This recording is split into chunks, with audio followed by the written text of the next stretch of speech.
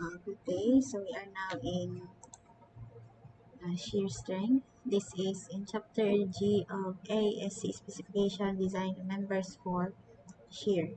You can see here a figure, simply supported steel beam with loads, no? And this point in the beam, no?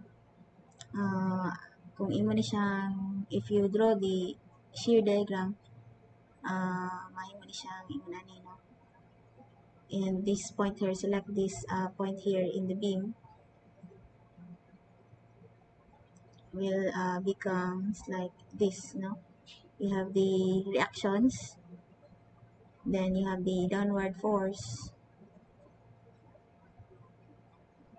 then this is the shear diagram.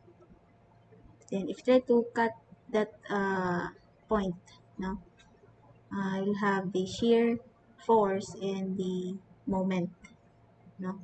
And kung imo siyang tan-awon kaning point, no, nga kani siya diri, actually naa siya shear force vertical and horizontal, this F sub B, no? Try to kuon siya nimo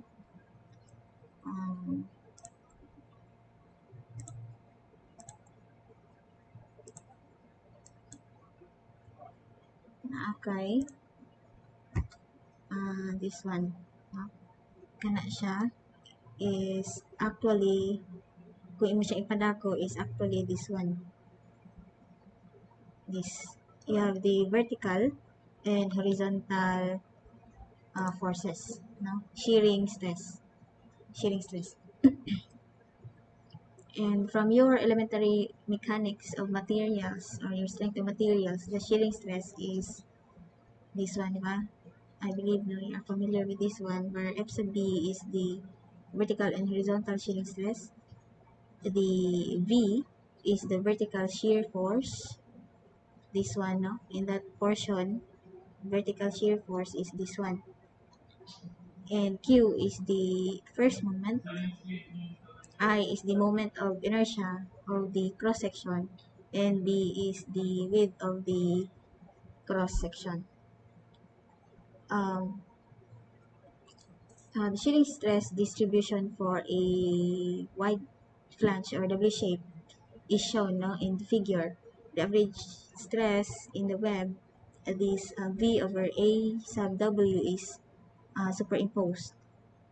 Clearly, the web will completely yield long before the flanges begin to yield. Thus, yielding of web represents one of the shear limit states. As you can see, kanisha, if you have the loads, no, the distribution of shearing stress, no, within the cross section, kung inyong tanawon, this is just the shear distribution at the flange.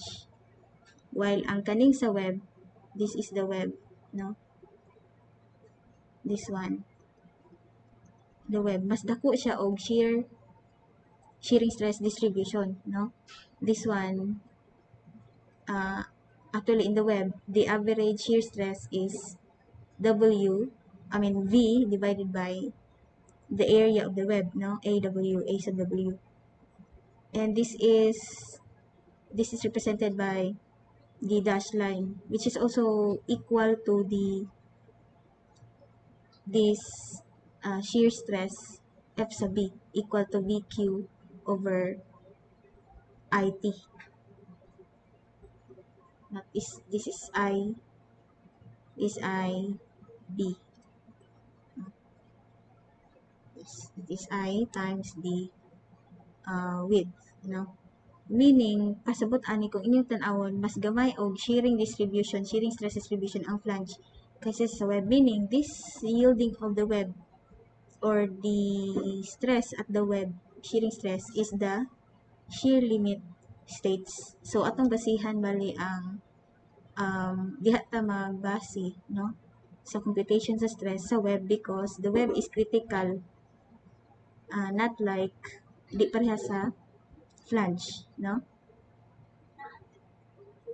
Mo pasabot aning shear limit states, no? So, taking the shear yield stress as 60% of the tensile yield stress, the stress in the web at failure is this one, no? The shear yield stress is 60% of the tensile yield stress. Now, F sub V is equal to 0.6 yield stress or 0.6 Fy, or this F sub V. The stress at the web is represented by V sub n, the nominal shear stress divided by shear force divided by the area of the web, is also equal to 60% of the tensile yield stress. No? So that the nominal strength corresponding to this limit state is therefore equal to 0.6 times the yield stress, the tensile yield stress, times the area of the web, and will be the nominal strength in shear provided that there is no shear buckling of the web. Whether that occurs will depend on the H over TW, the width to thickness ratio of the web. If this ratio is too large, that is, if the web is too slender, the web can buckle in shear either inelastically or elastically. No? So this is the limit state also for the width to thickness ratio. No? So kung taas na kayo ang imong H, that is, the web is too slender, meaning the web has the tendency to buckle in shear, either inelastically, meaning inelastically within the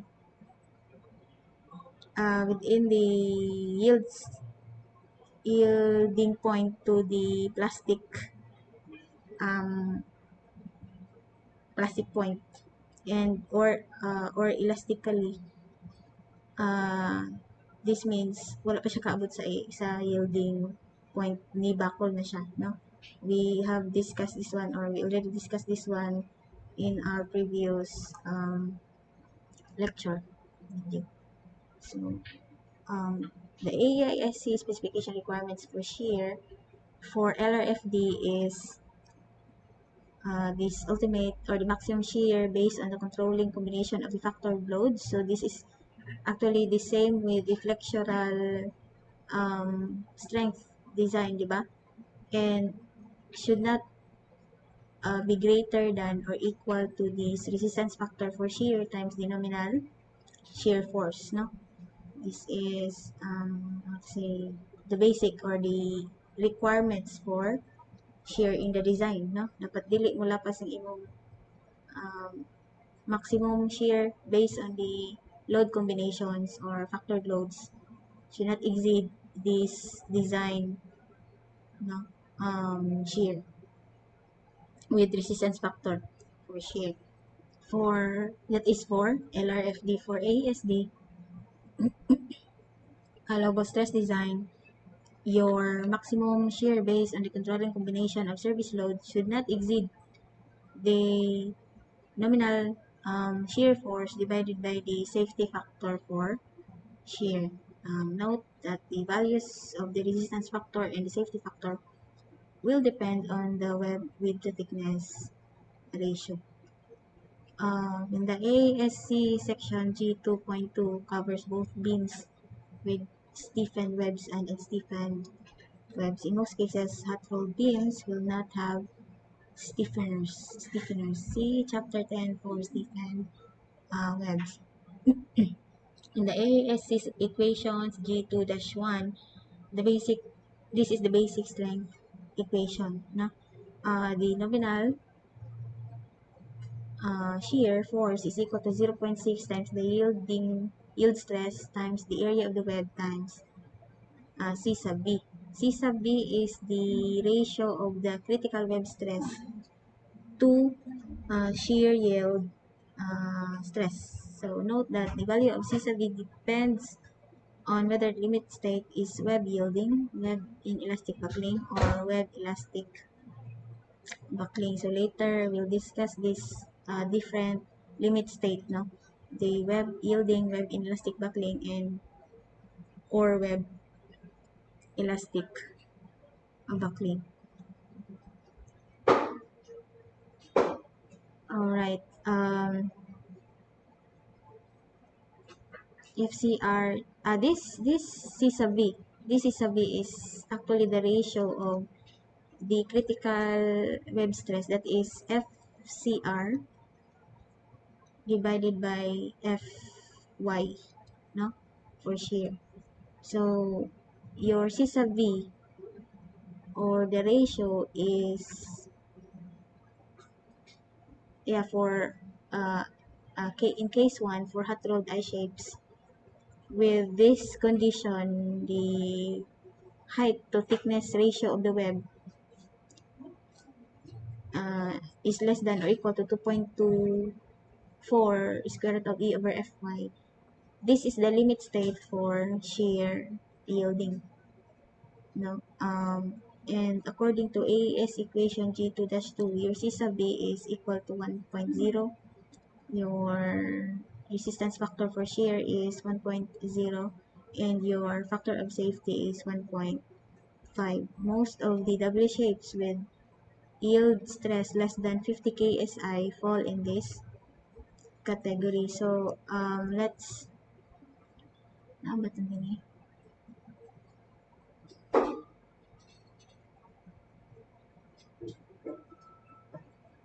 yes, this is for the shear yielding. Let me discuss now. We have this figure now for 0.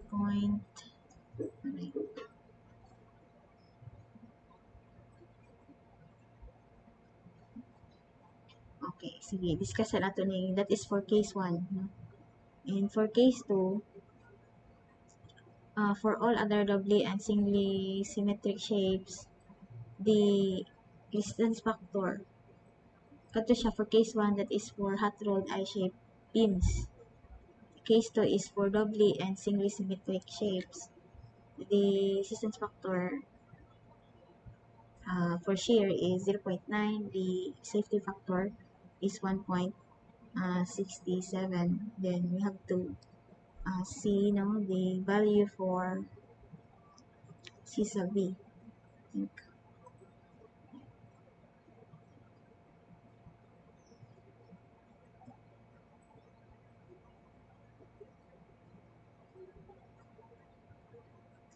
And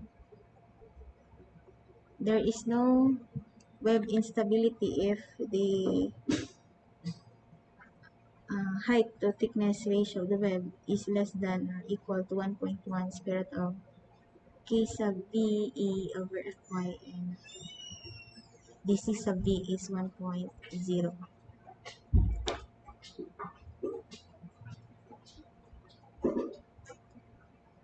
There is no instability, no web instability, meaning this is stable ang imong web, no? If this condition complies, no?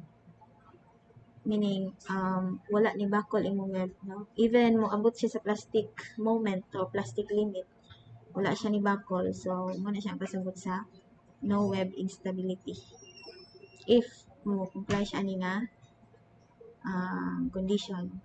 Then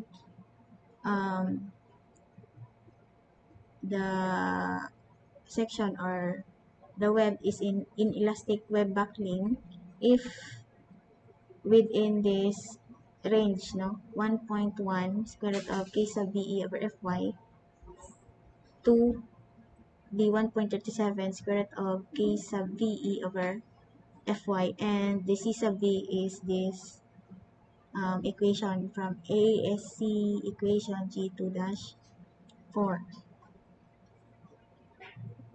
And the limit state is in elastic web backlink if mo greater than siya, if the h or the height of the web over the thickness is greater than 1.37 square root of K sub VE over Fy, and the C sub V is this equation in the AISC equation G2-5, where the K sub V is equal to 5 This value of K sub V is for unstiffened webs with the height to thickness of the web less than 260.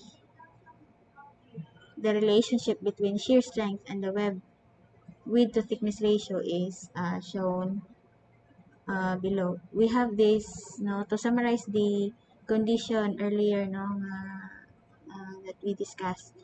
No, kani siya nga range diri.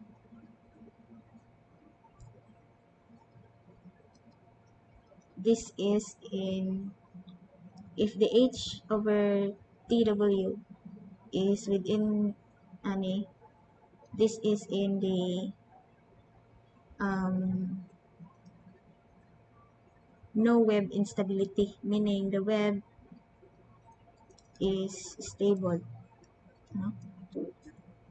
Niabot siya sa even moabot siya sa plastic limit or plastic moment, um, the web is stable. No? And in here, within this range, this one, this is where your web buckling in elastically. No? This is the same concept with the previous videos that I discussed. No? And in here, greater than siya sa, if the H over TW no, is greater than this limit state 1.37 square root of K sub B over Fy. This is the web buckles elastically. No? Elastically. Meaning, wala pa siya niabot sa iyahang yield stress.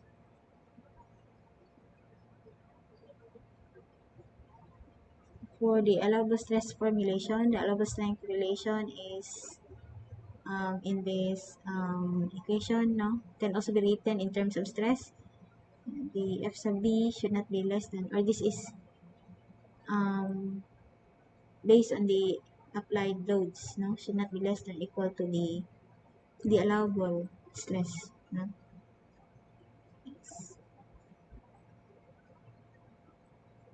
And yes, this is represented by, this is the stress at the web, no. This is the applied shear force divided by the area of the web. So that is this is the applied, no. From this applied shear force, this is based on the applied loads, no, nga gi-apply sa beam. And this bigger letter F sub V, this is equal to the nominal shear force divided by the factor of safety for allowable stress, ASD, no, allowable stress design, divided by the area of the web, no. And this nominal shear force is also equal to 60% of the tensile yield stress, so that is 0.6 Fy times area of the web C sub V divided by the factor of safety divided by the area of the web. This is the allowable shear stress. So the basic concept for design is that the applied shear stress should not be greater than or equal to the allowable shear stress. It should be less than or equal to the allowable shear stress. For the most common case of hot rolled eye shapes with the height to thickness ratio of the web, it should be less than or equal to 2.24 square root of over Fy. And the allowable shear stress, no, is represented by, this is for common case of hot rolled eye shapes, no, where the C sub V is equal to 1.0 and the factor of safety for ASD is 1.5. So solving this one or manipulating this one, you'll have the F sub V, or the allowable shear stress, is therefore equal to 0.4 times the yield stress for hot rolled I shapes. No, this is the common case. Note, shear is rarely a problem in rolled steel beams. The usual practice is to design a beam for flexure and then to check it for shear. Yes, for the design of the steel section, we have to check now. First is flexure gina. Then check for the shear. Then lastly is check for the deflection. We have this example now to apply the concepts now that we have learned for the shear in beams, steel beams. Example is a simply supported beam with a span length of 45 feet is laterally supported. Take note of this one, no? Laterally supported, meaning the flange is already compact, no? So, wala tayong problema sa flange. So, what are we, ang after lang nato ani is the web, no? Um, we have to like check because the web, especially for shear, the web is the most critical, no, compared to the flange. So, in here, the problem states that laterally supported, meaning the flange is already in compact state, no, walay problema sa flange. At it ends and is subjected to the following service loads. We have the given dead load, 400 pounds per foot, including the weight of the beam, and live load, 1,000 pounds per foot. If Fy is 50 ksi, is this section, the W14 by 90, adequate? No? We are given the kind of, or the type of the wide flange, no, W14 by 90, and we have to check, no, kung adequate ba siya given with the dead load and the live load, no.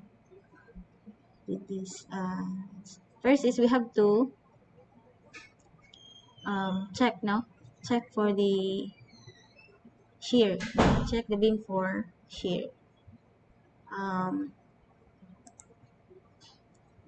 From the dimensions and properties tables in part 1 of the AISC manual, the web